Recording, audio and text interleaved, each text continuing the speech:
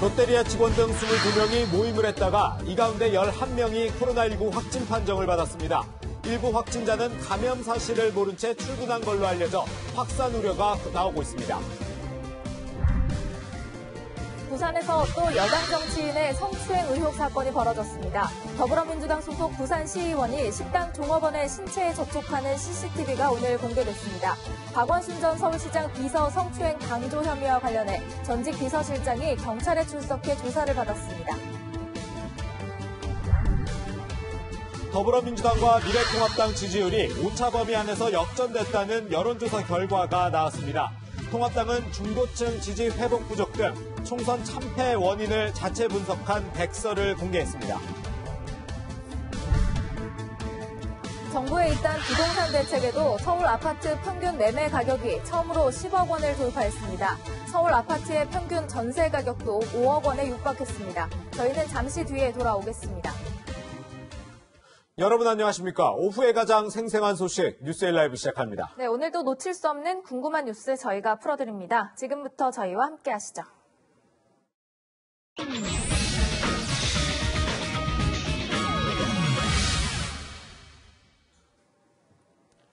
오늘의 이슈를 이곳에 담았습니다. 이슈 박스입니다. 네, 꼼꼼하고 명쾌한 이슈 분석가 두 분 모셨습니다. 최진봉 성공회대 교수 전지현 변호사, 그리고 사회부의 조영민 기자도 함께하겠습니다. 네, 오늘의 첫 번째 이슈 확인해 보시죠. 롯데리아발 감염 비상. 수도권에서만 41명 신규 확진자가 확진자가 나왔는데 지금 지역사회 감염 우려가 지금 상당히 커지고 있습니다. 조영민 기자, 유명 패스트푸드 업체 직원들 11명이 지금 확진 판정을 받았다고요. 어제부터 알려진 소식인데 이 잠잠해질 것 같았던 코로나 기세가 다시 지역 감염을 중심으로 해서 굉장히 확산되고 있는데 이 와중에 알려진 이 패스트푸드점 롯데리아 직원들의 확진 판정 소식이 또 다른 좀 공포를 낳고 있는 것 같습니다. 일단 어떻게 이렇게 대규모 감염이 일어나는지 좀 정리를 해봐야 되는데요. 이 롯데리아 군자역 지점에서 서울 시내에 있는 각 지점장과 롯데리아 직원들 10명이 함께 모여서 회의를 합니다. 약 2시간 정도 회의를 가진 걸로 알려지고 있는데 이 회의가 끝난 뒤에 근처에 있는 족발집에서 식사를 하고 이후에 치킨집으로 이동을 해서 회식을 했는데 이 시간 동안에 마스크를 착용하지 않았던 것으로 알려지면서 이런 대규모 감염 사태로까지 이어지지 않았냐. 현재까지 나오는 상황은 이렇게 정리할 수 있을 것 같습니다. 네, 처음에는 매장 노하우 공유를 위해서 10명이 회의를 했다고 했잖아요. 나중에 보니까 합류 인원이 좀 늘어난 건가요? 네. 이 점장 회의가 이제 문제가 됐던 군자역 지점에서는 10명의 직원과 점장들이 모여서 회의를 했었는데 이 군자역 지점 말고 또 이제 왕십리 지점에서 또 12명의 인원들이 회의를 하고 있었다고 합니다. 이후에 뒤풀이 과정, 이제 회식 과정으로 보이는데 이 치킨집까지 이동한 이 자리에서 이 왕십리 지점 쪽에서 회의를 했던 인원들 중 상당수가 이 회식 자리에 참여를 한 것 같습니다. 때문에 현재까지 파악된 바로는 애초 군자역 지점에서 회의를 했던 인원 10명이지만 다른 지점에서 회의를 했던 인원들이 이 뒤에 이어진 자리에 합류하면서 이 19명까지 이 함께 자리에 참석했던 것으로 확인되고 있습니다. 네, 이 감염 확산을 막기 위해서 이 부분도 좀 정부 차원에서 알아야 될 것 같은데 확진 판정받은 11명 어떤 지점에서 지금 근무하고 있는 거죠? 일단 제가 서울 시내 주요 지점이라고 말씀을 드렸는데 이제 확진자가 나왔던 지점들 좀 정리를 해가지고 좀 준비를 해봤습니다. 쭉 목록이 나올 텐데요. 일단 보시는 것처럼 서울 각지에 퍼져 있습니다. 군자역, 건대역, 그다음 면목중앙, 종강역, 소공 2호, 서울역까지 쭉 보시면 8곳 정도가 되는데 이 8곳이 전부 이제 그 영업을 폐쇄했다가 이제 한 곳, 종강역점 같은 경우는 이 방역 처리를 완료한 다음에 지금 영업이 재개된 상태입니다. 중요한 건 저 지점들이 분산되어 있는 것도 굉장히 광범위하게 분산되어 있긴 하지만 보시는 지점마다 상당히 좀 역을 끼고 있고요. 또 유동인구가 많은 지역이기 때문에 또 이 패스트푸드점을 찾는 인원들이 굉장히 많지 않습니까? 때문에 이 또 다른 확산으로 이어지지 않느냐 이런 우려를 낳고 있는 이유이기도 합니다. 최 교수님, 지금 서울시가 이 해당 지점 방문자 중 증상 있는 사람한테 이제 검사 공고했죠? 네, 그렇습니다. 검사를 공고를 했는데 지금 말씀하신 조 기자가 말씀하신 이 지역을 당시에 8일부터 10일 정도 또는 11일까지도 연관이 됩니다. 8일에서 11일 사이에 방문하셨다면 혹시나 의심 증상이 있으시면 반드시 자가격리하시고 전화하셔서 확인한 다음에 검진을 받는 것을 고려하고 있습니다. 왜냐하면 이제 아무도 모르잖아요. 물론 이 롯데리아 측에서는 점장급 직원들이라고 그래요. 그러니까 뭐 대면 접촉, 그냥 다른 사람과 일반적으로 접촉을 하지 않았을 가능성이 높다고 하지만 그럼에도 불구하고 점장이 아침마다 아르바이트생이나 아니면 일하는 분들하고 또 얘기도 하고 대화도 나누잖아요. 그 사이에 또 전파됐을 가능성도 충분히 있어요. 그런 상황이라고 하면 이 시기 지금 말씀하신 건대역뿐만 아니라 10여 개 정도에 되는 롯데리아점을 방문하신 8일부터 11일 사이에 방문하신 경험이 있거나 그 시간에 방문하셨다고 하면 의심 증상이 있으면 반드시 조치를 하시고 아니면 검진을 받으시도록 그렇게 지금 촉구를 하고 있는 상황입니다. 네, 롯데리아는 코로나19 대응을 위해서 비대면 회의 이런 시스템도 갖춰놨다고 하는데 이러고서도 이제 이런 상황이 발생한 것에 안타까운 목소리들이 나오고 있습니다. 먼저 업체 관계자의 이야기부터 듣고 오시죠. 대면 회의를 지향해라라고 이렇게 돼 있는 상황이고 식사 자리나 회식도 지향해라라는 지금 이미 다 내려가 있는 상황인데 개인적인 활동이라고 할 수 있는데 개인적인 행동이다라는 표현이 나왔지만 어쨌든 비대면 화상 시스템을 두고도 모여서 회의를 했어야 되느냐라는 좀 얘기가 나오고 또한 뒷북 대응 등의 추가 대응 문제도 좀 지적되고 있잖아요. 네, 저 개인적인 대응이라는 말 자체가 지금 잘못됐다고 봐요. 어때까지나 저 사람들이 지금 회의를 하다가 감염자가 나왔으면은 그렇게 모여서 회의를 안 하도록 회사 측에서는 확실한 시스템을 만들어 놨어야 되는 거거든요. 그럼 이 사람들이 회사에 계속 근무를 하면서 코로나라고 회의를 안 할 수는 없지 않습니까? 이것과 관련해서 롯데리아 측에서는 뭐라 그러냐면은 매장에 따라서 대면 회의를 할 수밖에 없었던 그 여건이 달라가지고는 온라인 화상회의를 하기 어려운 사정이 있었다 얘기를 하는데 여건에 따라서 화상회의를 하기 어려운 사정이 있다면은 그거를 사전에 시정해 놨어야 되는 게 맞고요. 그다음에 홈페이지에도 확진자가 발생한 이후 공지는 했어요. 영업을 종료를 한다고. 근데 영업을 종료를 한다고 하면서 코로나19 확진자가 나와서 종료한다는 얘기를 안 했던 거예요. 그러면 사람들은 왜 영업을 종료하는지 몰랐겠죠? 그러면은 내가 어느 지점 가서 누구를 접촉을 했으면은 코로나19 확진자가 발생했다 그러면은 조기에 가가지고는 방역소에 가가지고는 검사를 받을 수 있겠지만은 그냥 영업을 종료를 한다고 해버리면은 아무런 깜깜한 그런 아무런 정보도 없는 상황에서 이게 역학조사가 차후에 확진자가 더 발생했을 때 역학조사가 더 어려워질 우려가 있는 거 아닙니까? 그러니까 롯데리아의 대응은 두 가지 점에서 애초에 시스템을 제대로 갖춰놓지 않았다는 것, 그다음에 영업을 종료한다고 하면서 사유를 공시하지 않은 두 가지 점에서 문제가 있다. 이렇게 정리되겠습니다. 네, 최 교수님 이 부분도 저는 좀 걱정되더라고요. 일부 이 롯데리아 직원 확진자 가운데서는 자신의 감염 사실을 바로 증상이 나오는 건 아니니까요. 모르고 출근을 한 직원도 있었다 그러더라고요. 그러니까요. 그게 문제가 뭐냐면 회사에서 만약에 확진자가 나오면 바로 조치를 취해야 되거든요. 근데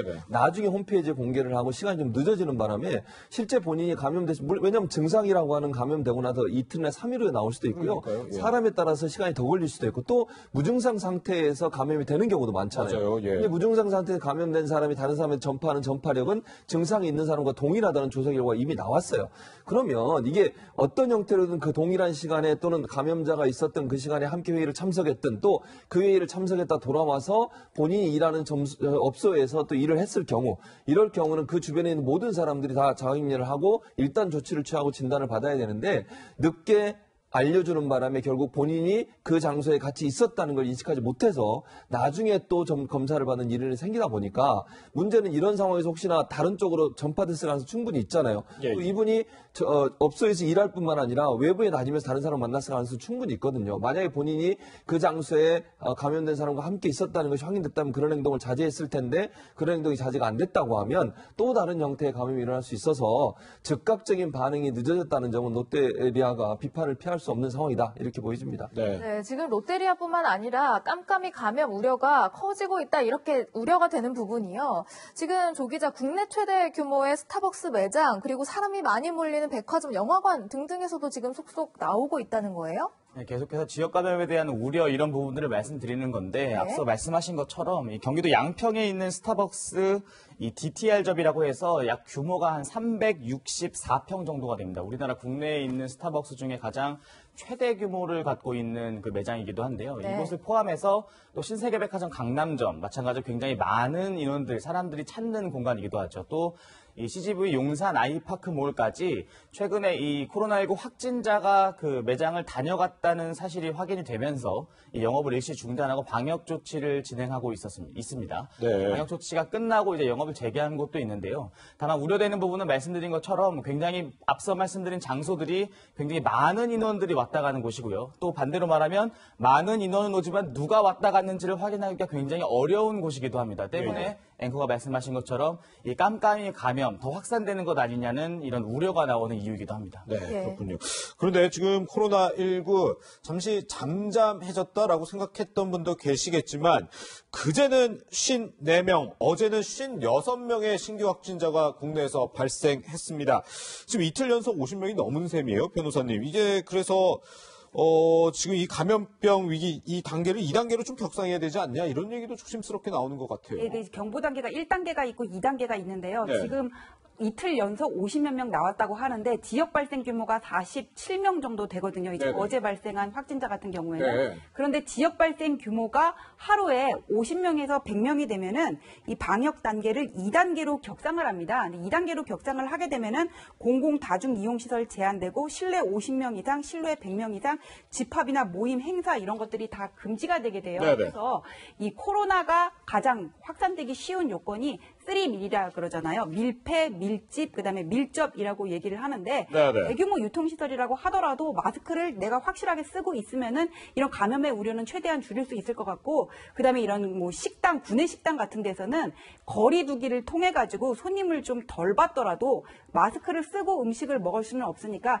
최대한 이 팔길이 2개 정도 1m 이상의 거리를 두고 식사를 하도록 그렇게 배치를 하는 것이 필요하다고 봅니다. 네, 코로나19 사태 방심하는 순간 또 다시 감염 우려가 커지니까요. 틈틈이 개인 위생 철저히 하시고 조심하셔야 될 것 같습니다. 네, 이어서 오늘의 두 번째 이슈로 넘어가겠습니다. 또 성추문 CCTV 공개. 더불어민주당 소속 부산시 의원이 식당에서 식당 주인과 직원들을 강제 추행했다는 신고가 들어와 경찰이 수사에 나섰습니다. 얼마 전에 오거돈 전 부산시장이 성추행 사실을 고백하면서 자진 사퇴를 했었죠. 그런데 또 부산에서 여당 정치인의 성추행 의혹 사건이 벌어졌습니다. 조 기자, 이제 피해자 측 변호인이 어제에 이어서 오늘 오전에도 2차 기자회견을 했다던데, 근데 그때 이제 CCTV를 새롭게 공개했어요? 그러니까 어제부터 이 성추행 피해에 대한 이제 그 기자회견을 통해서 이 피해 사실을 밝히고 있는 건데요. 어제 기자회견에서는 이 성추행 피해라는 정황이 담긴 이 사진 한 장을 공개했었습니다. 오늘 오전에 추가로 이제 기자회견을 하면서 이 시의원으로부터 실제로 이 성추행을 당했다라는 피해 그 영상이 담겼다라는 부분에 이 CCTV 영상을 공개한 건데요. 이 정리를 먼저 영상을 보여드리겠습니다. 보여드리는데 이제 준비된 영상은 이 피해를 주장하는 이틀 가운데 앞에 있는 5일입니다. 보시면은 영상이군요. 이 남성이 시의원이고요. 옆에 이 식당 그 운영을 하는 여성 피해자인데 저렇게 시의원이 그 여성의 팔뚝을 만지는 모습도 나오고 저렇게 보시는 것처럼 계산대 앞에서는 어깨 위에 손을 올리는 모습까지 고스란히 담겨 있습니다. 이 피해를 주장하는 이 여성 측에서는 이 공개된 영상 말고도 추가로 이 11일 날 있었던 피해도 계속 이 자신의 피해를 호소하고 있거든요. 술자리에서 술을 강요한다거나 아니면은 희롱성 이야기를 했다는 부분도 피해 사실로 알려지고 있는데 향후 이 시의원 측의 대응 반응을 본 다음에 추가로 CCTV를 더 공개할 수도 있다. 이런 식으로 추가 기자회견까지도 예고해 놓고 있는 상황입니다. 근데 좀 화면을 보면 좀 화면 안에 작은 아이도 있는 것 같은데 이 식당 직원의 가족인가요? 이 사실이 알려지면 사실 좀 더 충격이긴 했었죠. 이 성추행 피해를 당한 여성의 그 자제분이 당시 이 피해를 주장한 현장에 함께 동석을 하고 있었던 겁니다. 때문에 이 사실이 알려지면서 이 성추행 사실 또한 이 시의원으로서 과연 가당키나 한 행동이냐 이런 그 여론들이 많았는데 이 현장의 피해자의 그 자제분까지 함께 자리에 있었던 사실까지 알려지면서 이 사실을 접한 이제 대중들도 시민들의 분노를 사고 있는 부분이 있는 겁니다. 그렇겠네요. 네, 피해자 측 주장에 따르면 이제 피해를 한 사람만 입은 게 아니라면서요. 앞서 그 CCTV로 보신 피해자분은 그 식당을 운영하고 계신 이제 매니저라고 표현을 했는데 아무래도 운영자가 맞는 것 같습니다. 운영하시는 분인데 이 식당에는 사실 이 피해를 주장한 여성분 말고도 함께 일을 하는 종업원 여성분이 또 있었다고 합니다. 이 피해자 측에서 주장하는 내용은 이 성추행 피해가 그 5일과 또 11일 두 차례 있었는데 이 11일 성추행 그 피해 그 당일날에 이 본인 말고도 이 함께 자리하고 있었던 여성 종업원 역시도 비슷한 성추행 피해를 당했다라고 주장을 하고 있고요. 또 11일 날 있었던 자리에서 이 시의원과 함께 왔던 지인들이 또 다른 남성 종업원을 폭행하기도 했었다라면서 폭행 피해 사실까지도 기자회견을 통해 밝힌 상황입니다. 그렇군요. 그런데 최 교수님, 이 지금 사건에 대해서 민주당 부산시 당은 곧바로 사과를 했던데 정작 당사자는 전면 부인하고 있더라고요. 이렇게 좀 엇박자가 있네요. 그러니까 본인은 지금 전면 부인하고 있는데 그게 이제 물론 수사를 통해 다 밝혀지지 않겠습니까? 그럼요. 예. 그럼 민주당 입장에서는 이런 문제가 발생하는 것 자체가 사실은 국민 앞에 죄송한 거예요. 부산 시민들한테 죄송한 일 아닙니까? 네. 어쨌든 뭐 본인이 어떤 얘기를 하든 사진에 나온 내용 보면 어깨에 손을 얹고 손목을 잡고 그럴 이유는 없잖아요. 식당에서 왜 그런 행동을 합니까? 저는 좀 이해가 안 돼요. 그래서 민주당 부산시장 입장에서는 오거돈 시장 문제 가지고도 지금 엄청난 비판이 일고 있는데 또 시의원이 물론 본인이 지금 그렇게 주장하니까 제가 단정적으로 말씀을 드릴 수 없지만 그럼에도 불구하고 이런 논란이 일어난 것, 불거진 것 자체로도 사실은 사과해야죠. 뭐 그거는 나중에 결과가 어떻게 될지 모르겠습니다만 재판을 통해서 그럼에도 불구하고 저런 논란이 일어나는 것 자체만 가지고도 저는 당연히 사과해야 되고 그런 자세를 하는 게 맞다고 봅니다. 아니, 잠깐만. 논란이 일어나는 것 자체가 아니라 저 CCTV를 보면 어깨에다 이렇게 손을 얹어놓고 있잖아요. 강제추행이 뭔데요? 의사에 반해가지고 신체적인 접촉을 시도하는 거 아니에요? 근데 지금 그 피해자 측에서 나는 추행을 당했다 지금 이렇게 얘기를 하고 있단 말이에요. 신고를 했어요. 그러면은 이거를 그렇게 유보하고 넘어갈 문제는 저렇게 지금 증거가 있다면은 그건 아니라고 보고 그다음에 시의원 해명 중에서 뭐라 그랬냐면은 격려 차원에서 어깨를 토닥였을 뿐이다 이렇게 얘기를 하는데 저기 식당의 사장님이 본인의 부하 직원입니까? 왜 격려를 합니까? 이 마인드 자체가 잘못됐다고 생각을 합니다. 네, 일단 이 CCTV가 이제 공개가 됐단 말이에요, 조 기자. 네.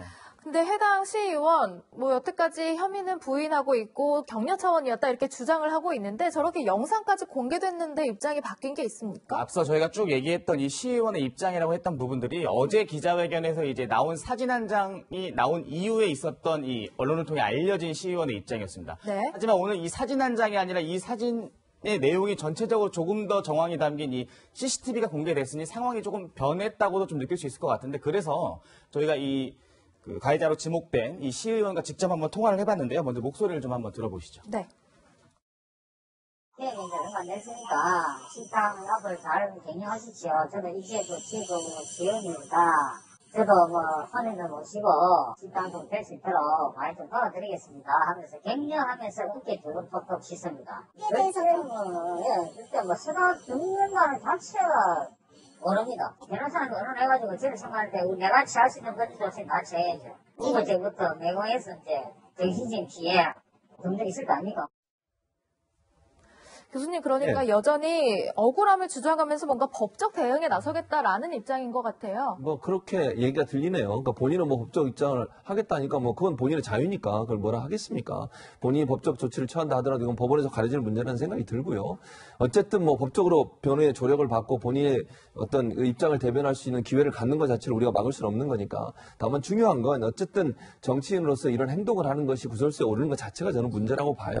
결과가 어떻게 나올지는 저도 아까도 말씀드렸지만 이거 뭐 결과가 나올지 저는 모르겠지만 그럼에도 불구하고 저런 행동을 한 것 자체가 국민 앞에 좀 사과해야 될 부분이다 이런 생각이 들고 앞으로도 마찬가지입니다. 정치인들이 본인들은 아무 느낌 없이 그렇게 행동을 하더라도 그것이 국민이 볼 때나 아니면 상대방이 받을 때 어떤 느낌을 받을지를 고민하고 행동을 하셔야 하는데 그런 부분에 대한 주의가 없는 부분은 이번 기회에 다시 한번 바로 잡지 않으면 안 되는 상황이다 이렇게 생각이 됩니다.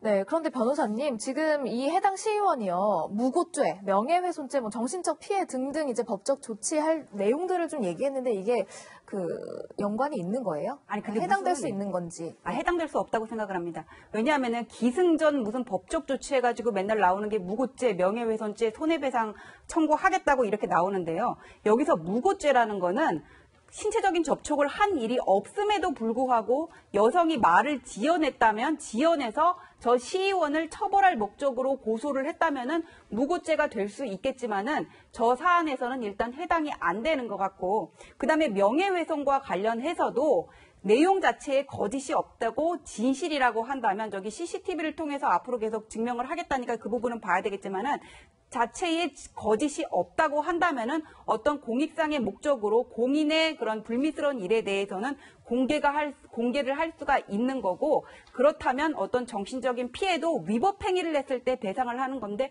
그것도 말이 안 된다고 생각합니다. 일단 지금까지 나온 사실관계로는 그렇게 판단됩니다.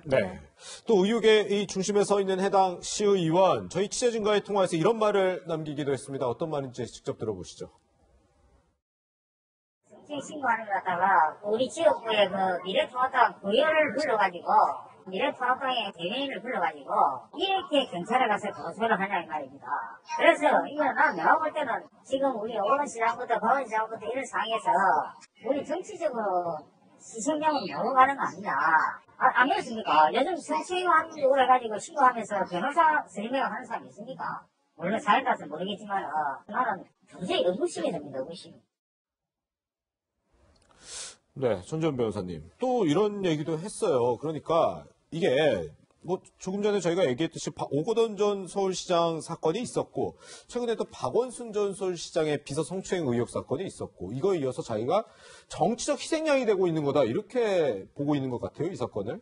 아니 왜 정치적인 희생양이라고 얘기를 한다면은 전혀 사실이 아닌 거를 여성 측에서 지어내가지고 모함을 했다면은 정치적인 희생양이다 그렇게 얘기를 할 수는 있지만 저 자체가 사실이라고 한다면은 여기에 대해서 정치적 희생양 같은 얘기는 안 하는 게 맞는 게 아닌가, 안 했어야 된다고 생각을 하고요. 그다음에 지금 아까 CCTV 영상에서 어깨에 손을 올리는 모습이 있어요. 그렇다면은 내가 여기에 대해서는 사과를 하고 법적으로 문제가 된다면은 책임을 지겠다. 당에 누를 끼쳐서 죄송합니다. 이렇게 나갔어야지 이거를 정치적인 프레임으로 몰고 가는 거는 그야말로 우리가 많이 하는 얘기 있잖아요. 메시지에 자신이 없으면 메신저를 공격하는 거. 그렇게 더 없어 보이니까 저런 행동은 부산시를 대표하는 시의원으로서 그만두셔야 된다고 생각합니다. 네, 그렇군요. 더불어민주당 소속 시의원의 성추행 의혹이 터지니까요. 미래통합당에서는 이런 이야기가 나왔습니다. 직접 목소리로 확인해 보시죠. 여자 종업원에 어린 딸이 바로 옆에 있는데 악수를 청한다고 하면서 팔을 더듬는지 만지는지 모르는 팔뚝을 잡고 또 카운터에서는 그 여성 뒤에 서서 어깨에 손을 두르는 그런 장면이 공개가 됐습니다. 제가 지난 15년 동안 부산에서 변호사 할 때 수십 년간 아내를 상습적으로 가정폭력을 하고도 본인은 하지 않았다고 뻔뻔하게 우기는 그런 몇몇 남자들의 모습이 오버랩되었습니다. 아마 그 시원은 일상적으로 여성을 그렇게 대했기 때문에 그 행위가 성추행인지 당하는 피해 여성의 마음은 어떠했는지 얼마나 수치심이 들었는지 모멸감을 들었는지 알지 못했던 건지. 교수님 그런데 사실 민주당이요. 오거돈 전 시장 사태 이후에 젠더폭력 근절대책 TF 구성해서 지금 하고 있잖아요. 실효성의 의문이다 이런 지적이 나오고 있어요. 그러니까 사실은 이런 이제 TF를 만들어서 조치를 하고 또 규정을 만들어도 이런 부분에서 제대로 따르지 않는 부분이 있다고 하면 물론 이 사안에 대해서 제가 단정적으로 얘기할 수 없다고 계속 말씀을 드리고 있습니다만 만약에 결과에 이 사람이 정말 성추행한 게 분명하고 명확하게 다 수사관계를 통해서 나온다고 하면 일벌백계해야 돼요. 이 규정에 맞게 중징계해야 됩니다. 성폭력 가해자의 무관용이나 성범죄 징계시효를 폐지하자고 하는 것이 민주당의 주장이에요. 이 원칙이 그대로 적용돼야 한다고 저는 생각을 합니다. 네. 이런 문제가 계속 발생하는 이유가 뭐겠습니까? 또 그냥 넘어가고 또 얼마 지나면 저런 사람이 다시 또 저런 행동을 했던 사람들이 다시 또 정치에 들어오고 이런 일들이 반복돼서 이런 거 아니겠어요? 그래서 이번 기회에 만약에 확정되고 나면 그 문제에 대해서는 정말 일벌백계해서 다시는 이런 일이 발생하지 않도록 이런 일을 했을 때 어떤 일이 벌어지는지 다시 정치판에 들어올 수 없다는 것을 명확하게 밝혀줄 수 있는 그런 조치를 취해야 된다고 생각을 합니다. 네, 그렇군요.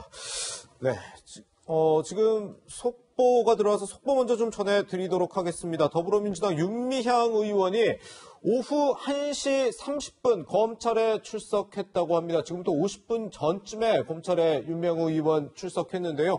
정의격연대 기부금 의혹 관련해서 피의자로 조사를 받고 있다고 합니다. 윤미향 의원에 대한 수사 시작된 지 약 3개월 만에 윤미향 의원이 처음 소환이 되는 셈입니다. 다시 한번 말씀드리겠습니다. 서울 서부지검에 더불어민주당 윤미향 의원이 소환돼 지금 조사를 받고 있다는 속보 전해드리겠습니다. 윤미향 의원 관련 얘기는 잠시 뒤에 좀 더 짚어보도록 하겠습니다. 저희가 지금 여권 인사의 성추행 의혹에 대해서 지금 전해드리고 있는데 그렇다 보니까 아무래도 또 관심이 가는 사건이 지금 박원순 전 서울시장 비서 성추행 관련 의혹입니다. 조용민 기자, 지금 사실 박 전 시장 좀 안타까운 일이 벌어진 지 한 달 정도 지났어요. 오늘 이제 전직 비서실장이 처음으로 소환이 됐다고요. 일단 오늘 이렇게 소환이 됐던 사건 여러 가지 수사 관례가 있겠지만 네네. 이 폭행 피해를 주장하시는 그 피해자분의 폭행 피해자의 이 서울시 직원들이 이 피해 사실을 계속 알림에도 불구하고 방조했다라는 그런 의혹들도 있지 않았습니까? 이 수사와 관련된 이제 고발인 조사입니다.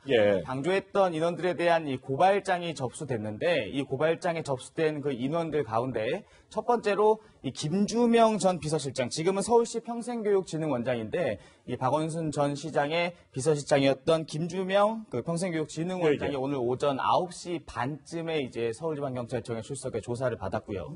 이 조사를 한 3시간에서 4시간 정도 진행이 됐고 조금 전 조사를 마치고 나와서 기자들 앞에서 자신의 입장을 밝히기도 했습니다.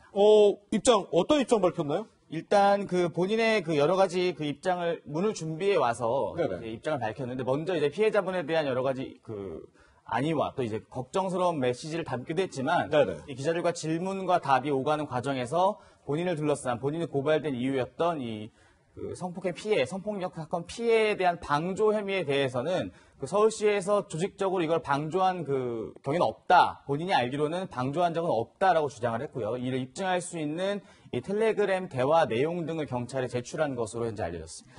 네, 그러니까 각종 성추행 의혹, 해당 그 일이 벌어졌을 당시에 서울시 관계자들이 이 일을 그냥 묵인하고 넘어갔는지 여부를 지금 밝히려는 건데요. 이 피해자 측에서 이때 고발하면서 이런 취지를 밝혔습니다. 직접 들어보시죠. 성고충을 인사 담당자에게 언급하기도 했습니다. 직장 동료에게 불편한 내용의 텔레그램 문자를 직접 보여주기도 했습니다. 속옷 사진도 보여주면서 고충을 호소했습니다. 그러나 담당자들은 피해자에게 남은 30년 공무원 생활 편하게 하도록 해줄 테니 다시 비서로 와달라. 몰라서 그러는 것이다. 예뻐서 그랬겠지. 인사이동과 관련해서는 시장에게 직접 허락을 받아라. 이게 결국 피해자에게 돌아온 대답들이었습니다. 그러니까 성추행 방조 혐의에 대한 수사는 이제 막 첫 발을 내딛었고 그 박원순 전 시장에 관련된 여러 가지 또 수사 상황 지금 좀 어떻게 진행되고 있습니까, 조 기자? 일단 사실 이 사망 원인과 관련된 부분들이 또 있지 않았었습니까? 실제로 이 성추행이 있었는지에 대한 부분들을 밝히기 위해서는 여러 가지 자료들이 확보가 돼야 되고 또 특히 그중에 가장 중요한 그 자료로 그 거론됐던 게 이 박원순 전 서울시장의 이 휴대전화와 관련된 부분들이었는데 사실 이 휴대전화에 대한 포렌식 이런 부분들이 경찰 수사가 사실 진행이 안 되고 있는 상황입니다. 그 진행이 안 되고 있는 이유는 휴대전화에 대한 포렌식을 진행하는 과정에 있어서 이제 유가족 측의 그 다른 입장들 또 서울시 측의 다른 입장들이 좀 있는 것으로 전해지면서 사실상 이 수사 상황이 좀 진척이 과연 될 수 있느냐라는 그런 의문들도 좀 나오고 있는데요. 마찬가지로 오늘 이렇게 그 성추행 방조 혐의와 관련된 수사 역시 오늘을 시작으로 이제 관련된 피고발인들에 대한 조사가 줄줄이 진행되는 거는 이 정해진 수사의 순서입니다. 다만 이 성추행 방조 혐의를 입증하기 위한 여러 가지 그 객관적인 자료들을 과연 경찰이 확보했느냐, 확보했다면 또 얼마나 확보를 했느냐가 이 수사가 어떻게 얼마나 진척이 되고 어떤 결과를 나올지의 성패를 가를 수 있다 이렇게 볼 수 있을 것 같습니다. 근데 진상규명하기 위해서 제일 중요한 게 이제 박원순 시장의 휴대폰이잖아요. 그때 압수영장 청구를 해서 기각됐어요. 근데 이제 재청구했다는 얘기를 제가 기사를 본 적이 없거든요. 근데 참고인 뭐 피의자를 소환해서 물어볼 때는 일단 물증을 확보를 하고 그거를 근거로 이렇게 물어봐야지 당신은 성추행을 방조한 사실이 있습니까? 이렇게 물어볼 수는 없는 거잖아요. 근데 지금 상황에서 불러가지고는 전 비서실장을 불러가지고는 얼마나 의미 있는 질문을 할지 거기에 대해서는 사실 좀 의문입니다. 그렇군요. 어쨌든 이렇게 오거돈 전 시장이 사퇴했고 박원순 전 서울시장은 극단적 선택을 하면서 두 곳이 이제 내년에 보궐선거가 치러지게 됩니다. 최진봉 교수님. 근데 이 보궐선거 상당한 비용이 들 것 같은데 이건 어떤 돈으로 치러지게 되는 거예요? 지방 재정으로 돼요. 그러니까 세금이네요? 세금이죠, 당연히. 이런 일들 때문에 문제가 돼서 오거돈 시장 같은 경우에 저런 식으로 본인이 어쨌든 잘못을 해가지고 이런 문제가 발생한 거 아닙니까? 비용도 상당하네요. 비용 비싸죠. 지금 서울시장은 570억 9,900만 원, 부산시장 같은 경우 267억 1,300만 원 정도 되는데 저게 다 지방자치단체 비용으로 전혀 부담되니까 세금이 또 들어가는 거예요. 그러니까 어쨌든 지방자치단체장들이 뭐 어떤 행동을 해서 본인들이 문제가 발생을 시켜서 그것 때문에 다시 선거를 하게 되면 그 자체가 결국은 또 세금으로 치러지는 이런 문제가 발생하고 있다는 점, 이건 정말 안타까운 일이고 정말 답답한 일이라는 생각이 듭니다. 그 국민들이 잘못한 것도 아니잖아요. 이런 부분들은 지방자치단체나 정치인들이 정신 똑바로 차리셔야 돼요. 본인들 때문에 만약에 이런 세금이 또 나가게 되는 일이 발생하게 된다고 하면 그게 얼마나 국민한테 죄송한 일이고 국가의 세금을 낭비하는 일입니까? 그래서 자기가 어떤 정치적 입장에서 어떤 그 자리를 갔을 때는 그 자리를 잘 마치고 성실하게 일해서 국민한테 박수받고 나오시는 모습을 갖추지 않는다고 하면 그 모든 게 국민한테 다 짐이 된다는 거 꼭 기억하셨으면 좋겠습니다. 네, 여권 정치인에게서 불거진 또 성추행 의혹 사건 짚어봤고요. 다음 주제로 한번 넘어가 보겠습니다. 네, 세 번째 이슈 박스 열어봅니다. 판사가 나를 이해하지 못해서 손혜원 전 의원이 했던 얘기입니다. 손 전 의원 재판 관련 소식 저희가 준비했는데 이에 앞서서 조금 전 속보로 들어온 민주당 윤미향 의원 소식 잠시 살펴보도록 하겠습니다. 조 기자. 네. 제가 지금 속보로 윤미향 의원 1시 반부터 검찰 출석했다 이런 내용을 전해드렸는데 추가로 나온 소식 지금 있습니까? 일단 그 의원실에서도 이 서부지검에 출석을 해서 조사를 받는 것까지는 확인이 됐고요. 예. 일단 조사가 1시 반쯤에 출석을 한 것으로 전해지는데 이후 상황을 현재 이제 저희 취재진이 서부지검에 직접 가서 취재를 진행하고 있습니다. 네. 아까 말씀하신 것처럼 이 윤미향 의원을 둘러쌌던 이 여러 가지 의혹들이 상당히 많았고 사회적 파장도 굉장히 크지 않았었습니까? 가장 대표적이었던 게 이제 전 의원 그 기부금과 관련된 여러 가지 의혹들이 있었는데 이 부분에 대한 수사가 진행이 속도가 붙는 것 같다가 이제 마지막 이 윤 의원의 소환 조사를 앞두고 사실 그 소환 일정이 굉장히 길어졌었거든요. 네네. 기억하기에도 아마 한 3개월 정도 만에 이 소환 조사가 좀 이루어지는 것 같은데 추가적인 소식이 들어오면 다시 좀 보충해서 말씀드리도록 하겠습니다. 네, 그런데 전 변호사님 사실 왜 이제서야 이제 소환이 됐을까 하는 많은 분들이 궁금해하실 텐데 이게 얼마 전에 최근 어제였죠. 나눔의 집 의혹이 불거진 이후에여서 이제 같은 비슷한 일로 윤미향 의원까지 지금 소환이 된 거잖아요. 근데 나눔의 집은 윤미향 의원하고는 상관이 없죠. 별개죠. 없어. 네. 근데 왜 나눔의 집 의혹이 어제 이렇게 밝혀진 것과 윤미향 의원 소환 시기랑 맞물려서 가야 되는지 좀 이해가 안 가거든요. 이게 피의자 소환 시기는 증거 인멸 우려라든지 여러 개를 생각해서 신속하게 이루어져야 되는 게 원칙이란 말이에요. 그런데 이미 2달 넘었어요. 정의연 압수수색한 지 그거 회계 자료 너무 많아가지고는 검토하는데 시간이 오래 걸린다고 하더라도 이게 무슨 기업 회계 같은 것도 아니고 지금 충분히 검토가 끝났을 시간인데 이거는 국민적으로 할머니께서 나와가지고는 호소를 하고 관심이 집중돼 있는 상황인데 수사의 공정성이라는 거는 물론 내용으로 얘기를 해야 되겠지만은 소환 시기라든지 진행되어가는 과정도 국민에게 신뢰를 줘야 되는데 왜 이제 와가지고는 소환을 하느냐 여기에 대해서는 분명히 비판의 목소리가 있을 것으로 보입니다. 네, 최 교수님 이게 저희가 전해드렸다시피 이 수사가 시작된 지 3개월 만에 출석을 하는 거기 때문에 좀 어떤 사건이었나 시청자분들 중에 좀 가물가물한 분들도 계실 것 같아요. 일단 이제 정의연의 기부금 유용이 의혹이 문제 핵심이죠, 사실은. 기부금을 정의연이 받았는데 그 기금이 유용됐다고 지금 의혹을 제기하고 있는 측에서 고소를 한 것이고 그것 때문에 수사가 이루어지고 있는데 윤미향 의원 측에서는 이제 본인은 유용을 안 했다고 주장을 하고 있는 상황이거든요. 그래서 이거는 이제 검찰이 수사하고 법원에서 이제 재판까지 갈 것 같은데 이런 상황으로 보면 오늘은 이제 만약 검찰은 이런 부분을 물어볼 거예요. 여러 가지 자료를 가지고 이렇게 돈이 들어왔는데 이게 빠져나간 걸 보면 제대로 안 된 거 아닙니까라는 그런 질문을 할 거고 지금 의혹이 일고 있는 것 중에 일부가 본인의 자녀나 남편과 연관된 문제도 좀 논란이 되고 있는 부분이 있지 않겠습니까? 그런 부분에 대해서 검찰이 아마 자료를 가지고 질문을 할 것 같고요. 거기에 대해서 윤미향 의원이 어느 정도 방어 논리를 갖고 왔는지 또 증거를 가져왔는지 우리는 모르잖아요. 예컨대 본인이 소명하기 위해서 은행 자료를 가져왔든지 아니면 본인이 썼던 무슨 자료를 가져왔든지 뭐가 있겠죠. 그 부분이 어느 정도까지 오늘 검찰에 소명이 되느냐에 따라서 기소를 할지 안 할지도 결정될 것 같고 어떤 형태로 앞으로 진행될지도 결정될 것 같은데 아마 윤미향 의원이 3개월 동안 준비를 했겠죠. 제가 볼 땐 그래요. 질문 가능한 내용에 대한 준비 자료들을 가지고 갔을 것 같으니까 오늘 검찰에서 조사가 끝나봐야 어떤 형태로 증거들이 좀 나왔는지를 알 수 있지 않을까 이런 생각이 듭니다. 그렇군요. 어쨌든 이 윤미향 의원 관련해서는 추가로 속보가 들어오는 대로 저희가 바로바로 전달을 해드리도록 하겠습니다. 이어서 저희가 원래 준비하고 있던 이 손혜원 전 열린민주당 의원 재판 소식으로 다시 돌아오도록 하겠습니다. 조용민 기자, 어제 1심 재판, 1심 선고 공판이 있었잖아요. 이 결과를 좀 한번 정리를 해주시죠.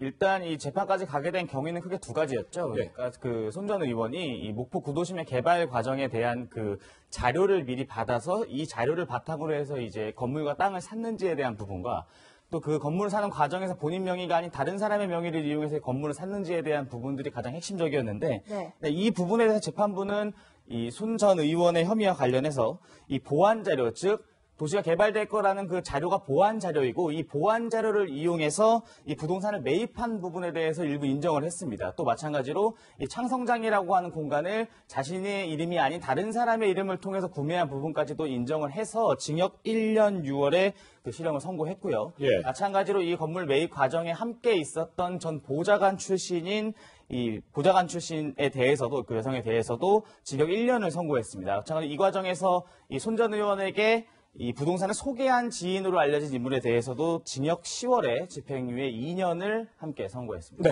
네, 조영민 기자가 이제 선고 결과에 대해서 잠깐 짚어줬는데 이 결과를 얘기하면서 혐의들도 짚어줬어요. 그러면 재판부의 판단은 지금 언급된 혐의들을 모두 유죄로 좀 인정한 부분이 있는 거예요? 네, 이게 지금 여기서 쟁점이 뭐냐면은 지금 기자님이 설명을 해주셨지만은 쟁점은 뭐냐면은 목포시 도시재생 사업 계획을 업무상 취득한 비밀, 그러니까 이게 비밀이라고 볼 수 있는지 그 부분하고 창성장의 실제 소유자가 누구인지 쟁점이 이거 두 가지였거든요. 거기서 이제 비밀이라고 인정이 된 거고 창성주의 실제 소유자는 손혜원 전 의원이기 때문에 조카 명의로 한 거는 부동산 실명법 위반이다. 지금 이렇게 나왔는데 사실관계를 제가 이렇게 좀 보충해서 설명을 드리면은 2017년 5월 재판부에 따르면 2017년 5월에 목포시에서 그 공무원들이랑 간담회가 있을 때 처음에 이게 손혜원 의원 측에서 이 얘기를 도시재생 사업 계획을 알았다 그래요. 그러고 나서 2017년 9월에 담당자들로부터 뭐 관련된 사항에 대해서 이메일로 받고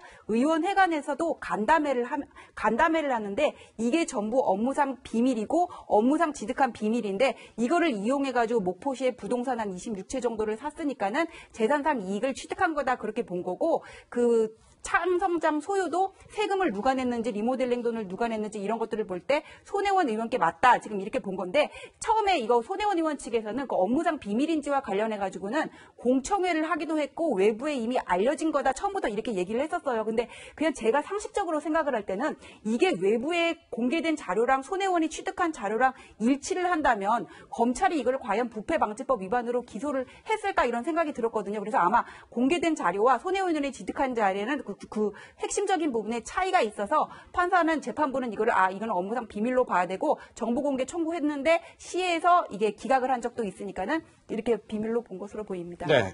어제 손혜원 전 의원이 법원에 출석하기 전과 후의 모습을 저희가 화면으로 준비를 했는데요.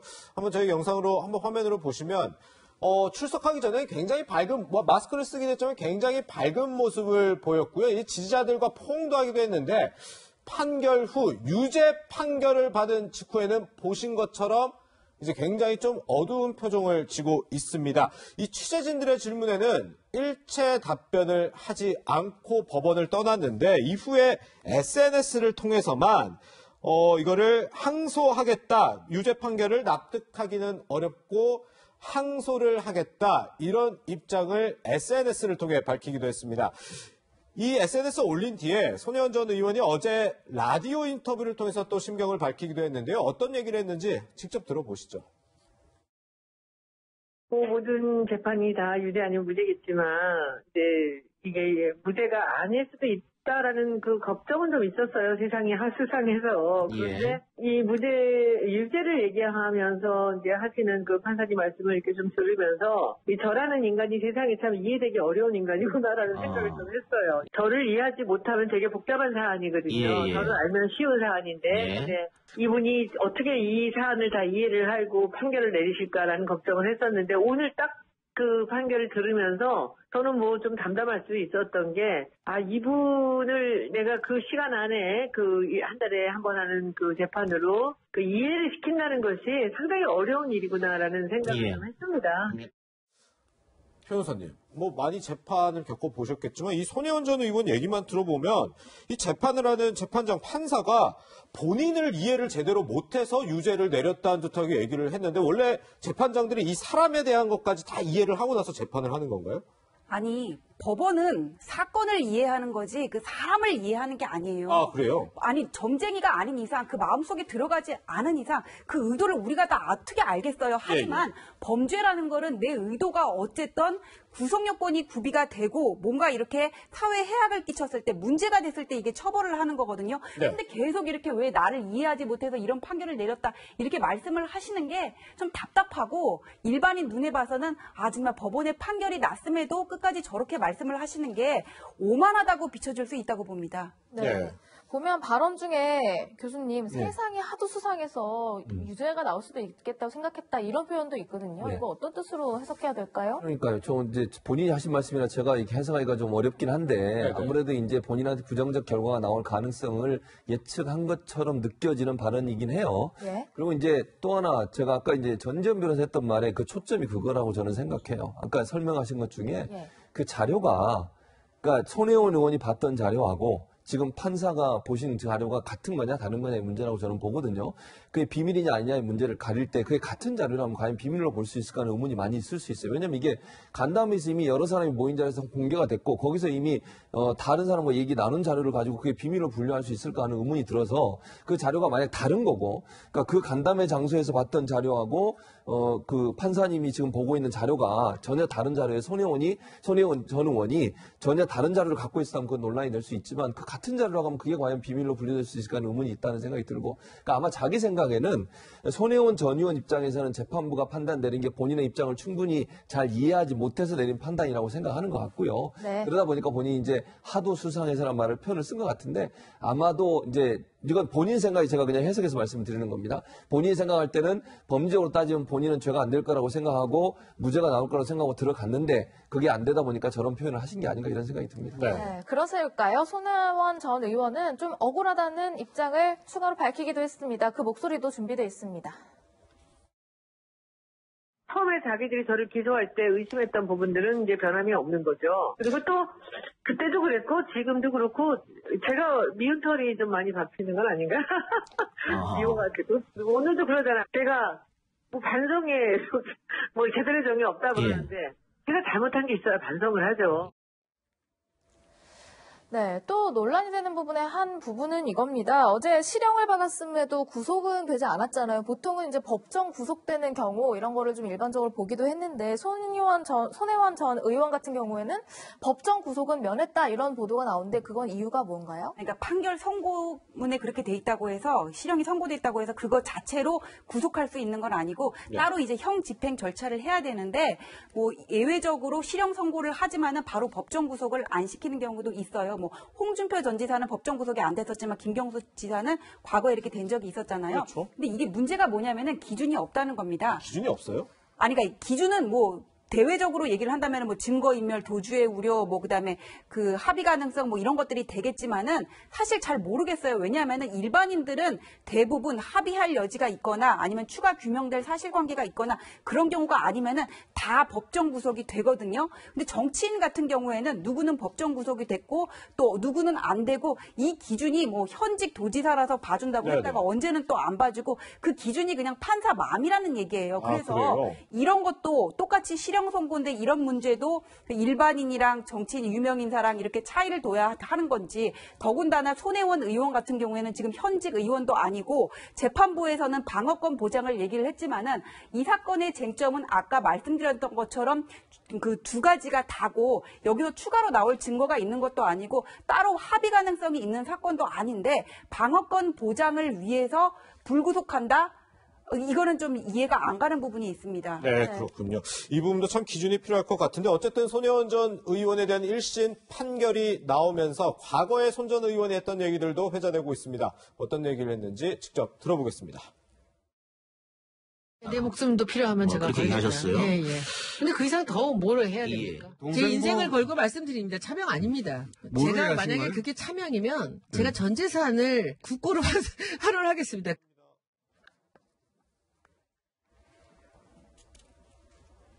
네, 어쨌든 과거부터 이 혐의에 대해서는 극구 부인하면서 본인의 전 재산을 걸겠다라고까지 하면서 이제 극구 부인하는 그 영상까지 보고 오셨는데요. 말씀은 여기까지 나누겠고 조영민 기자와는 여기서 인사 나누겠습니다. 고맙습니다. 네, 다음은 정치권 소식입니다. 이슈박스 확인해 보시죠. 총선 완패, 반성문 공개, 창당 후 최고 지지율을 기록하고 있는 미래통합당이 당 체질 개선에도 박차를 가하고 있습니다. 21대 총선 참패 원인을 당 차원에서 분석한 백서를 공개하고 새로운 정강 정책도 발표했습니다. 네, 먼저 국회 취재 기자 연결해 보겠습니다. 김윤수 기자, 미래통합당의 총선 백서 어떤 내용이 담겼습니까? 네. 조금 전 미래통합당이 지난 4.15 총선 패배 원인을 짚어보기 위한 백서를 제작해서 공개했습니다. 통합당 백서는 주요 총선 패인으로 중도층을 흡수하지 못했다는 점을 들었습니다. 또 박근혜 전 대통령 탄핵에 대한 명확한 입장을 밝히지 못했고 코로나19 사태가 오히려 여권에 긍정적 평가를 안겨줬다는 점도 패배 요인으로 꼽았습니다. 황교안 전 대표의 리더십 부족과 선거 막판 막말도 패배에 한몫을 했다고 분석했습니다. 통합당은 향후 당이 나아갈 방향이 담긴 새 정강 정책도 공개했는데요. 정강 정책 첫 조항에는 김종인 비대위원장이 이슈화시킨 기본소득을 명시했습니다. 이 밖에도 국회의원 4연임 제한 등 정치개혁, 경제민주화, 부동산 공급 확대 등 중도층을 겨냥한 정책 방향이 담겼습니다. 근데 야당 일각에선 박근혜 전 대통령 사면 요구도 나오는 것 같던데 통합당 지도부는 이에 대해 어떤 생각을 하고 있습니까? 네, 김종인 비대위원장 그리고 주호영 원내대표 모두 당 차원의 사면 요구에는 선을 그었습니다. 통합당은 사면이 아니라 사과를 준비 중입니다. 사면은 대통령의 고유 권한일 뿐더러 당 내에서도 일부 친박 의원들만의 주장일 뿐이라는 겁니다. 오히려 김 위원장은 조만간 전직 대통령의 탄핵에 대해 국민들에게 사과하겠다는 입장을 밝힌 것으로 알려졌는데요. 과거의 잘못을 진솔하게 반성하고 당을 탈바꿈시켜야지만 미래로 나아갈 수 있다는 판단으로 보입니다. 지금까지 국회에서 채널A 뉴스 김인수입니다. 네, 오늘 미래통합당이 새 정강정책과 함께 총선 백서를 차례로 공개를 했습니다. 이 얘기 잠시 나눠보겠습니다. 먼저 최진봉 교수님, 통합당의 새 정강정책 내용을 봤더니 기본소득 도입, 피선거권 연령 18세 이하, 국회의원 4연임 금지, 공영방송 TV 수신료 폐지, 어떻게든 당을 개혁하겠다는 모습을 보이는 것 같긴 한데요. 그렇습니다. 저게 지켜지기만 하면 참 좋겠다는 생각이 들어요. 물론 TV 수신료 폐지는 논의가 좀 있어야 되겠지만 나머지 세 가지 문제는 저거는 지켜지기만 하면 참 박수받을 일이다 이런 생각이 듭니다. 그래서 통합당이 저런 전향적이고 민주당보다는 어찌 보면 더 좀 좌편향적이라고 드릴 만큼의 그 정도의 개혁적인 방안들이잖아요. 저런 방안들에 대해서는 좀 적극적으로 했으면 좋겠다는 생각이 들어요. 그래야 떠난 중도 민심을 다시 잡아올 수 있다고 생각을 하거든요. 그러니까 중도적이면서 보수적 성향을 갖고 있는 분들이 통합당을 떠난 이유가 저런 개혁적인 모습이 전혀 보이지 않기 때문에 그래요. 자만에 있고 본인들이 그냥 가만히 있어도 될 수 있다는 생각만 하기 때문에 문제라고 보여지기 때문에 저렇게 좀 개혁적인 문제들에 대해서 적극적으로 나서서 실행하는 모습을 보여준다고 하면 떠난 민심도 다시 붙잡아올 수 있지 않을까 그렇게 생각이 됩니다. 네, 미래통합당이요. 지난 총선에서 패배한 원인에 대해서도 백서를 공개를 했는데요. 변호사님, 지금 언론인들이 생각하는 내용과 통합당 내부 인사들이 생각하는 어떤 내용들이 조금 다른 것 같아요. 언론인들은 중도층 지지 부족 등등을 얘기했는데 당내 인사는 전략이 부족했다든지 공천 실패 등등을 뽑았거든요. 생각 차이가 좀 있는 것 같네요. 그러니까 저게 완전히 다른 얘기는 아니에요. 왜냐하면 중앙당 전략 부재와 공천 실패가 결국은 중도층 지지 부족과 막말 논란으로 이어졌기 때문에 완전히 동떨어진 얘기는 아니지만 저기서 이제 차이점이 뭐냐면은 취재 기자들은 이제 외부에서 그 참패의 원인이 뭐였다를 분석을 했다면은 당내 인사들은 그 어떤 내부적인 갈등의 면에서 그러니까 당내 인사들은 당 안에 들어가 있는 사람들이니까는 그 안에서 총선 과정에서 어떤 갈등이라든지 알력 싸움 이런 게 있었을 수도 있잖아요. 거기에 좀 더 주목을 해서 본 게 아닌가 좀 그런 생각이 듭니다. 네. 그런데 이 총선 백서를 만드는 과정에서 중앙일보 보도에 따르면 이런 얘기도 있었더라고요. 공천을 한쪽에서는 황교안 대표가 문제가 있었다 얘기를 하고 또 당시 지도부 입장에서는 공천이 잘못됐다. 김영호 공관위원장이 잘못됐다. 서로 이렇게 상대를 헐뜯는 듯한 얘기들이 참 많았었다 그러더라고요. 그러니까 그게 아까 그 참패의 원인으로 취재 기자들하고 차이가 났던 부분도 저런 거일 수가 있고 반성하면서도 결국은 저런 모습. 그래서 중앙일보 저 기사를 우리가 100% 다 이렇게 인정을 좀 다른 면이 있을 수도 있을 것 같아요.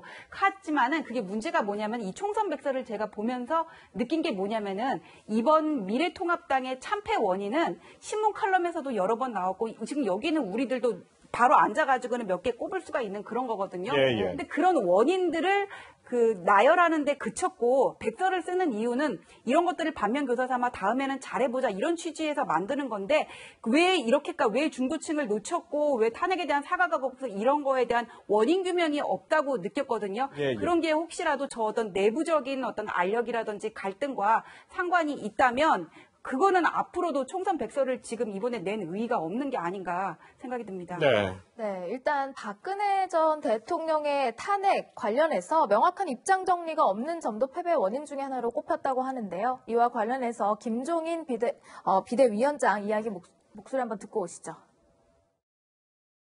대통령이 탄핵당했다는 것은 그 대통령을 배출한 그 당도 똑같이 탄핵을 받았다는 거와 똑같은 의미입니다.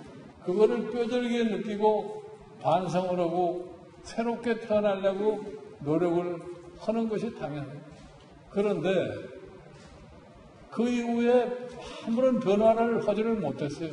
그저 일반 국민이 보기에는 누구 편이냐 아니냐 이것만 가지고 당이 옥신각신하던 그러한 모습만 보았던 겁니다.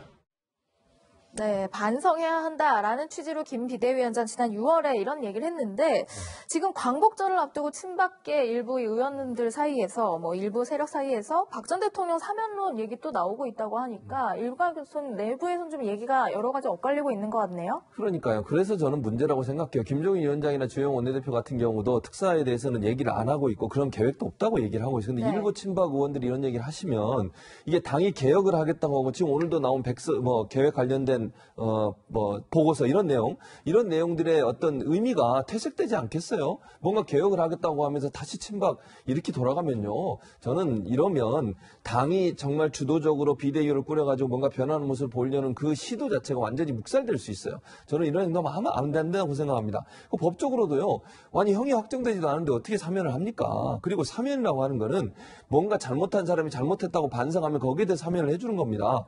본인은 반성 하나도 안 하고 있잖아요. 그런 분들을 사면하라고 저렇게 주장을 하게 되면 통합당이 변하려고 시도하는 저 시도에 찬물을 끼얹는 격이고요. 도리어 시도가 더 안 좋은 쪽으로 갈 수 있는 문제점을 발생시키고 있기 때문에 그런 얘기 하시면 안 됩니다. 김종인 비대위원장 말씀처럼 이 탄핵에 대해서는 잘못했다고 인정하고 사과하고 넘어가는 게 맞아요. 그래야 국민들이 통합당이 변했다고 느낄 수 있는 기회가 될 거라고 생각이 됩니다.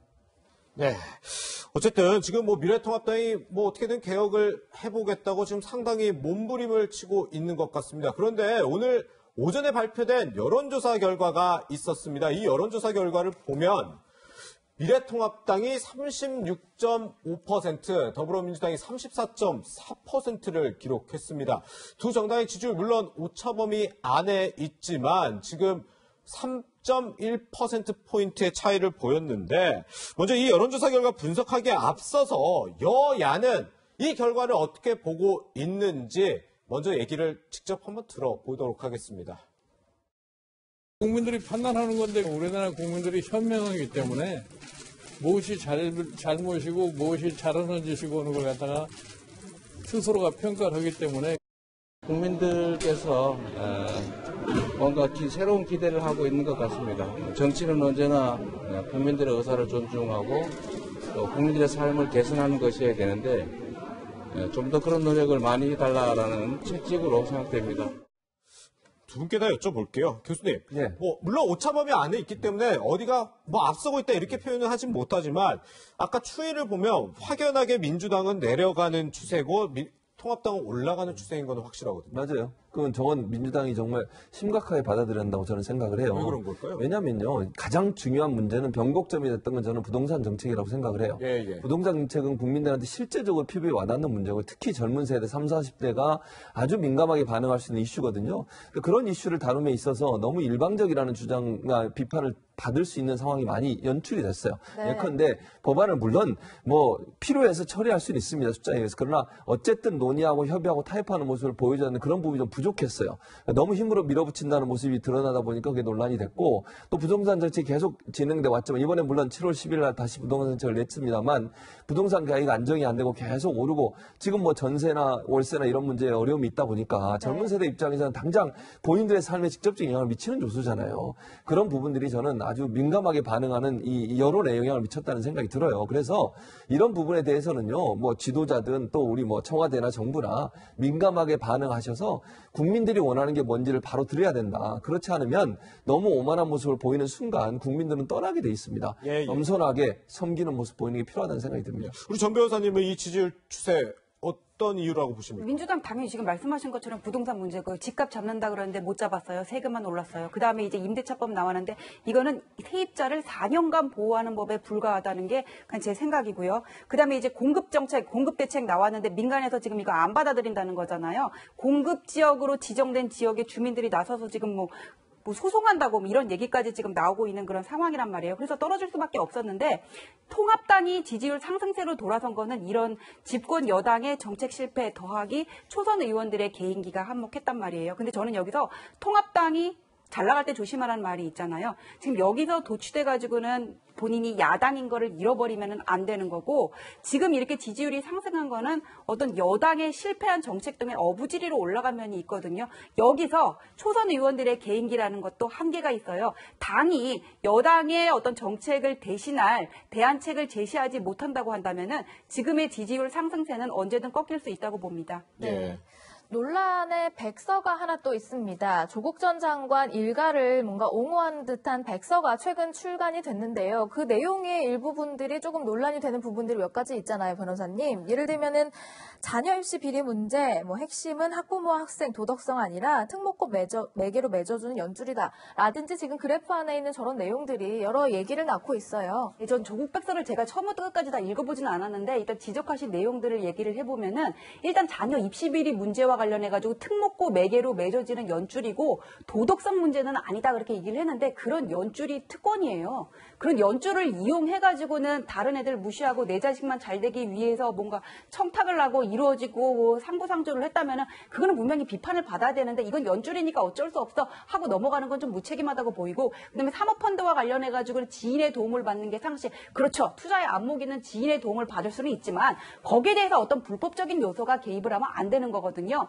그다음에 검찰의 조국 일가 수사와 관련해가지고 전에는 겪어보지 못한 검찰 쿠데타 이렇게 말씀을 하셨는데 쿠데타라는 거는 총칼이 있는 무력을 있는 군인들이 일으키는 게 쿠데타인데 저는 지금의 검찰을 보면은 무슨 힘이 있나 우리는 검찰 권력이 너무 세서 이거를 개혁해야 된다 지금 이렇게 들어왔는데 이게 보면 어떤 정권의 그런 그 성향에 따라 가지고는 이게 어떨 때는 잘 나가고 그 수사 진행하고 있는 사건이 또 어떤 거느냐에 따라서는 또 이게 또 괴멸 위기에 오고 이렇게 왔다 간다 하면은 검찰이 잘 나가고 못 나갈 그 검찰 권력의 기준은 결국 정권에 달려 있는 건데 검찰 권력이 쿠데타를 했다 이렇게 얘기할 수 있는지 그 부분에 대해서 좀 의문입니다. 네, 어쨌든 이 조국 백서 최근 출간된 이 조국 백서 같은 경우에는 지지자들이 위주로 이제 쓴 책이기 때문에 일부 주관적인 어떤 해석들도 담겨 있을 수가 있다는 점도 좀 알려드리겠습니다. 네, 교수님 마지막으로요. 시간이 그렇게 많지 않은데요.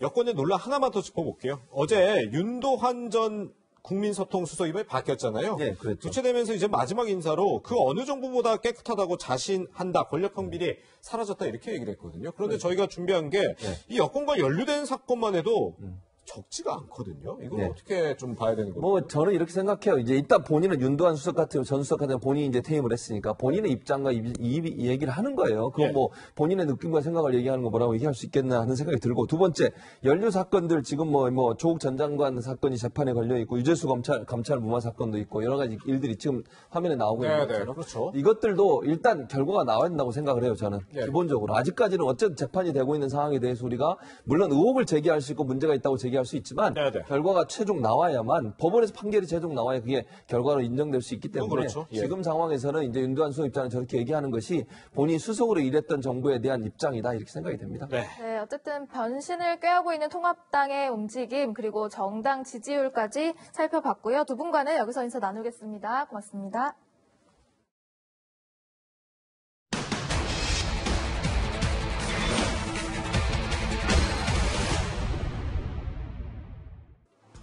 손끝으로 오늘도 전하는 뉴스의 세상터치 첫 번째 이야기입니다.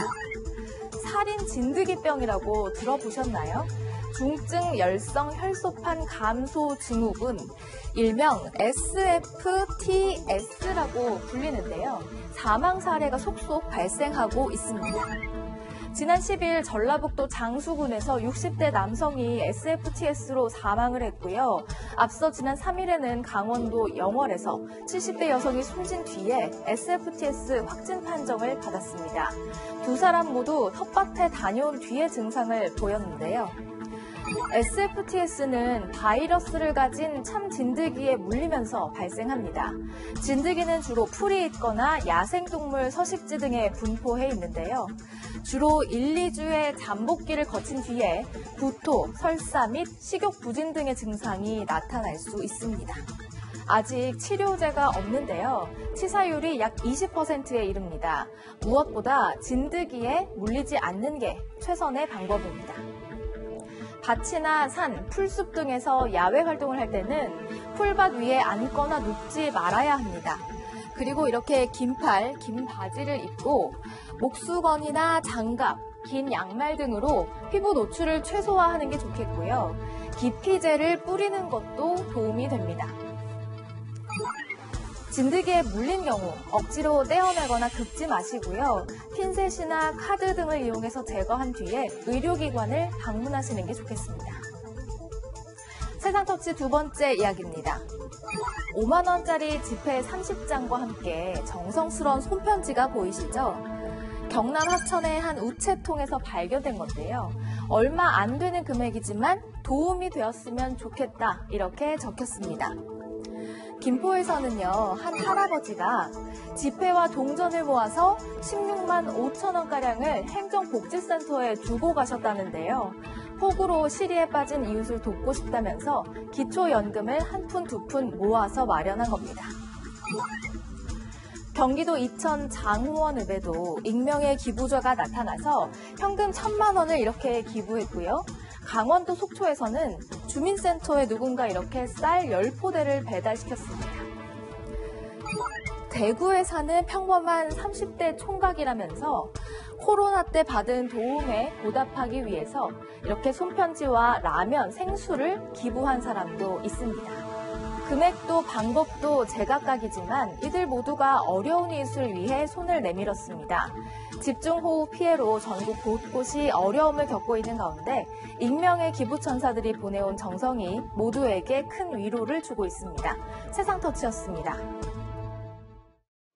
네, 이어서 다섯 번째 이슈 박스 열어보겠습니다. 서울 아파트값 신기록 부동산 얘기 해보겠습니다. 네, 지금부터는 참 좋은 경제연구소 이인철 소장과 이야기 나눠보겠습니다. 네, 소장님. 아파트가 서울 아파트 평균 매매가가 한 채당 10억 원을 돌파했다면서 이거 신기록인 거죠? 네. 1년에 얼마나 저축하세요? 1년에요? 네. 저는 꽤 하는 편이라고 생각하고 하고 있긴 하거든요. 네. 한 월급의 절반 정도는 하고 있어요. 그럼 한 3, 4천 하시겠네요. 네. 축하드립니다. 이생의 서울 아파트 가격은 평생 모으면 가능할 수도 있습니다. 아, 그래요? 다행이네요. 서울 아파트 평균 가격이 10억 원을 돌파했습니다. 물론 이거는 민간 부동산 업체 통계입니다. 예. 주로 이제 국토부나 정부가 신뢰하는 건 국토부 산하에 있는 한국감정원 통계. 네네. 그리고 우리가 잘 알고 있는 KB국민은행 통계인데 이 통계는 부동산 114라는 업체 통계입니다. 네. 지난달 서울 아파트의 이건 평균 가격이에요. 중위 가격과 개념이 조금 달라요. 네. 중위 가격은 제일 비싼 아파트부터 값이 제일 싼 아파트의 중간이지만 네네. 평균은 전체 다 더해서 평균을 나눈 거예요. 예. 그런데 지난달 말 기준 10억 509만 원을 기록을 한 겁니다. 네. 이게 지난 2013년만 하더라도 한 5억 원 정도, 그리고 현 정부 출범했던 2017년만 하더라도 7억 원이었어요. 네. 그러니까 현 정부 들어서 한 4억 원 가까이 해마다 1억 원씩 올랐다는 거고요. 네. 그리고 더 이제 기막힌 노릇은 강남 4구를 보니까 네네. 강남구는 평균 아파트 가격이 20억 원을 넘어섰습니다. 20억이요. 네. 이렇게 강남 3구뿐 아니라 지금 마, 용, 성, 예. 마포, 용산, 성동구, 광진구 이런 서울의 6개 자치구가 대부분 평균 가격이 10억 원 웃돌고 있는데 자, 이런 현상을 어떻게 볼 거냐. 사실 현 정부 들어서 계속해서 규제 일변대 정책을 내놓다 보니까 그렇죠. 신규 아파트 가격은 부르는 게 가격이에요. 2, 3년 차 된 아파트의 가격이 계속 오르면서 인근 주변 아파트 가격 상승을 주도하고 있는데 이게 집값 안정이라는 게 공급이 풀려야 되는데 그동안은 사실은 투기 내지는 갭 투자를 좀 초점을 맞춘 정책이었기 때문에 이번에 이제 8.4 대책에서 공급 대책을 내놨지만 아직 시장에는 반영이 되진 않고 있습니다. 그렇군요. 네, 그런데 많은 전문가들이요, 부동산 시장이 안정화되느냐 아니냐를 두고서 보는 게 이제 상승률 추이라든지 거래량이잖아요. 근데 지금 나온 것까지 발표된 자료는 7월까지인데 이게 8.4 대책 전이기 때문에 이후 흐름이 굉장히 좀 궁금하기도 해요. 맞습니다. 정책은 계속해서 20여 차례 발표되면서 추가적으로 예고를 해왔어요. 8.4 대책도 어느 정도 예고된 측면이 있는데 자, 이렇게 되면 전세 사시는 분, 매매하시는 분, 전세 사시는 분들이 전부 움츠러듭니다. 계획 발표 나고 난 다음, 확인한 다음 행동에 들어가거든요. 그러다 보니까 실질적으로 대책 발표 전후로 거래량은 급감하고 있어요. 거래가 잘 안 돼요.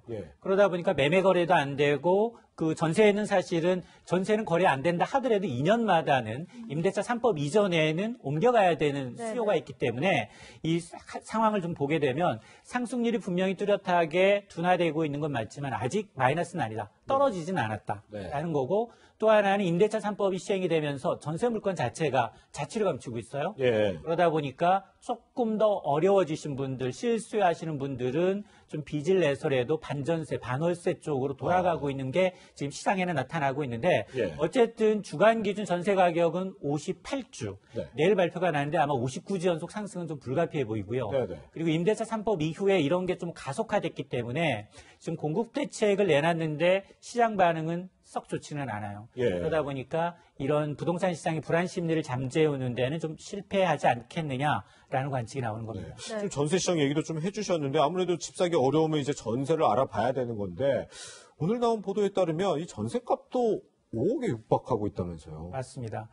이건 이제 부동산 실거래 앱 사이트를 통해서 전해진 소식인데요. 7월 10일 기준 전국에서 전세 물량이 가장 감소한 지역들을 좀 따져봤더니 우린 주로 이제 강남 4구에 계속 초점이 맞춰져 있었지만 그게 아니라 주로 분양가가 5억 원에서 6억 원대에 있었던 지역들의 아파트 가격이 분양가는 굉장히 낮았는데 전세 가격이 오르다 보니까 역전 현상이 발생을 하고 서울의 평균 전세 가격은 이제 5억 원에 육박하고 있다는 겁니다. 그런데 이들 단지의 특징이라는 게 보통 신규 아파트를 입주하게 되면 입주 물량이 한꺼번에 쏟아지면 전세 가격은 낮아져요. 굉장히 낮아지는데 그런 과도기 와중에 지금 각종 규제로 인해서 재건축 소유주도 실거주 2년 요건을 채우지 않으면 현금 청산되고요. 그리고 아파트를 지금 9억 원 이상 실소유주의 경우에는 매수했다 그러면은 바로 입주해야 되는 이런 여러 가지 조건들 때문에 실질적으로 이제 전세값이 급등해서 이제 입주민들이 이제 들어가서 살겠다라는 것들이 나타나고 있어서 지금 보게 되면 2달 전만 하더라도 전세 가격이 4억 원대였는데 지금 임대차법 시행 이후에는 뭐 3천 이상씩 올려달라고 해서 호가가 억 원 이상으로 올라간 것도 나타나고 있습니다. 네, 일부 얘기해 주신 것처럼 저희 약간 궁금증이 생긴 게 하나 있는데 분양가를 전세값이 뛰어넘는 경우가 있다는데 저는 이게 사실 좀 이해가 안 돼요. 어떻게 사는 것보다 전세 들어가는 게 더 비쌀 수가 있는 거죠? 맞습니다. 이게 지금 보니까 이 전세 물량이 가장 많이 한 아파트를 봤더니 서울 은평구 음암동에 있는 아파트예요. 여기가 지난 5월에 준공된 아파트 2,500여 세대인데 여기가 아파트 분양 가격은 얼마 되지 않았어요. 아파트 분양 가격은 이제 59제곱미터의 경우 가격 한 25평의 경우에는 4억 7천만 원이었는데 최근에 거래된 전세 가격이 5억 4천만 원이에요. 어떻게 그렇죠? 호가는 더 올라가고 있어요. 그러니까 지금 5월의 전세에 대해서 전세 물량, 입주 물량이 초기에는 많이 빠져서 저가로 거래가 되다가 최근 들어서 임대차 3법이 시행이 되면서 2년이 아니라 4년어치를 한꺼번에 올려받으려는 집주인의 심리가 반영이 된 겁니다. 그렇군요. 지금 보면은요, 이렇게 치솟는 전세값이 오히려 그럼 나중에 집값을 뭐 밀어올리는 기폭제가 되는 것 아니냐, 이런 걱정들도 안 할 수가 없을 것 같아요. 맞습니다. 지금 서울 전세값이 아파트가 이제 5억 원이에요. 이게 정상적으로 뭐 직장인 한 달 월급 300만 원을 정말 한 푼도 안 쓰고 고스란히 모아서 이제 전세를 산다 하더라도 네. 보통 얼마나 걸립니다. 14년 모아야 돼요. 네, 네. 자, 그러다 보니까 지금 지난달 이 서울 아파트 평균 전세 가격은 4억 9,900만 원, 거의 5천만 원에 육박을 하고 있는데 네. 지금 1년 전과 비교해 보니까 1년 전과 비교하니까 7%가량 올랐다라는 거고요. 특히나 1년 사이에 최근 사이에 이제 전셋값 상승세가 가파른데 문제는 뭐냐?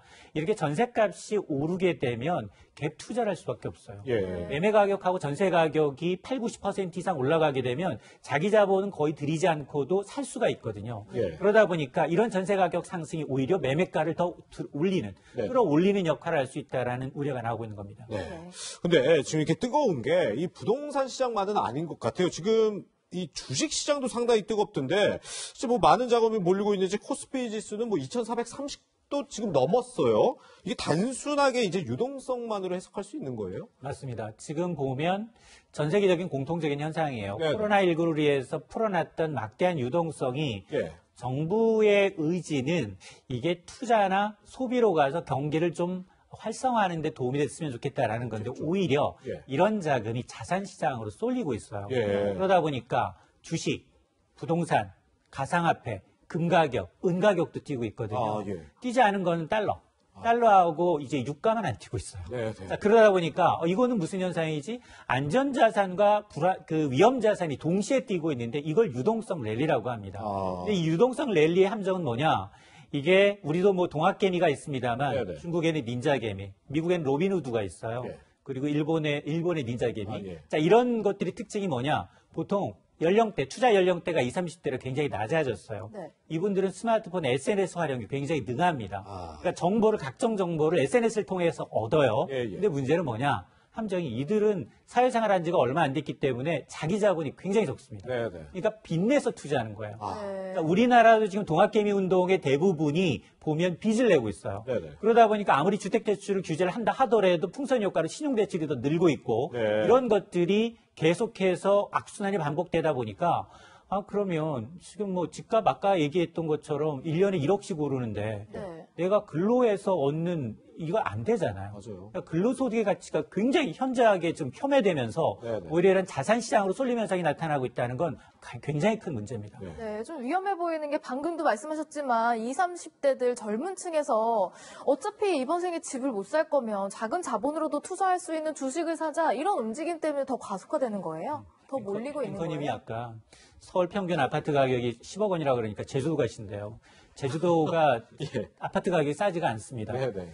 이게 아마도 이게 점차적으로 젊으신 분들은 정말 그동안 욜로였어요. 예. 이번 생에 나와서 나 어차피 나는 내학적으로는 취업하기도 어렵고 결혼하기도 없고 집 사기도 어려우니 나 즐기자였는데 예. 1, 2년 사이에 자산 가치가 더 이제 높아져서 나랑 똑같은 세상에 출발했는데 엄마 찬스. 은행 찬스 쓰는 애들은 자산 가치가 너무 벌어지는 거예요. 네네. 자, 그러다 보니까 자괴감이 들어서 이제는 똘똘 뭉쳤어요. 네. 대학교에도 이제 단체가 있습니다. 네네. 이 교류를 하면서 서로 투자를 해요. 예. 임장이라고 해서 부동산 알아보러 다니고요. 네네. 또 기업을 분석하기 위해서 서로 모입니다. 스타디 그룹이 형성이 됐다는 거예요. 예, 예. 자, 그러다 보니까 지금은 사실은 오히려 정상적인 경제 활동으로 자기가 돈을 벌고 누적해서 이제 결혼하고 집 사고 이런 게 좀 깨져서 네. 정말로 자산 시장만의 이제 제일 목표가 재테크가 돼버리는 네. 이런 현상이 지금 대학가에서 나오고 있어서 좀 씁쓸한 대목입니다. 네, 부동산 시장에 실망해서 주식 시장으로 몰리는 젊은이들의 이야기까지 이인철 소장님과 짚어봤습니다. 고맙습니다.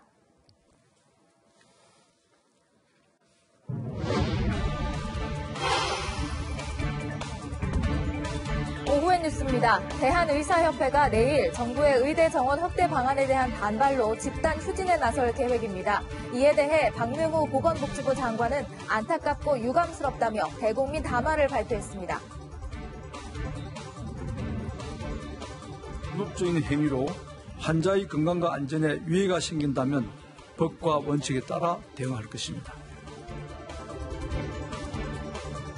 서울에 내린 폭우로 수위가 높아진 잠수교에 고립된 학생들이 CCTV 덕에 구조됐습니다.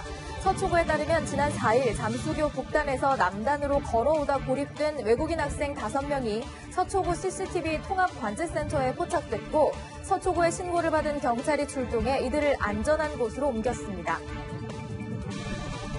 신천지 이만희 총회장이 청구한 구속 적부심이 오늘 수원지방법원에서 열렸습니다. 이 총회장은 지난 1일 정부의 코로나19 방역 활동을 방해한 혐의 등으로 구속됐습니다. 소방청이 벌쏘임주의보를 전국에 내렸습니다. 올해 긴 장마로 평년보다 기온이 내려갔는데도 지난달 벌쏘임 사고는 6월에 비해 2.4배 늘었습니다. 소방청은 장마가 끝나면 본격적인 폭염과 함께 벌쏘임 사고가 급증할 것으로 보인다고 전망했습니다. 60초 뒤에 돌아오겠습니다. 목요일 뉴스 1라이브 여기서 마칩니다. 내일 오후 1시 50분에 뵙겠습니다. 고맙습니다.